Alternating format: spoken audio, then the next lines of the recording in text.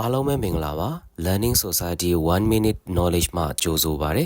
အခုတစ်ခါပြောပြပေးသွားမှာတော့ strategic planning strategic management project တွေ business လုပ်ငန်းတွေမှာအသုံးဝင်တဲ့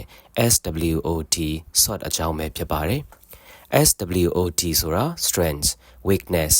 opportunities နဲ့ threats ကိုဆိုလိုတာပဲဖြစ်ပါတယ်မိမိလုပ်ငန်းအတိုင်းဝိုင်းရဲ့ strength အင်အား weakness အားနည်းချက် opportunities မိမိလုပ်ငန်းကရရှိလာနိုင်မယ့်အခွင့်အလမ်းနဲ့ threats လုပ်ငန်းကိုထိခိုက်လာနိုင်စေတဲ့ပြင်ပအန္တရာယ်ကိစ္စရပ်တွေဒီလေးချက်ကို analysis လုပ်ခြင်းအပြင်ပိုမိုအားကောင်းတဲ့ risk management တွေကိုဦးတည်စေနိုင်ပါတယ်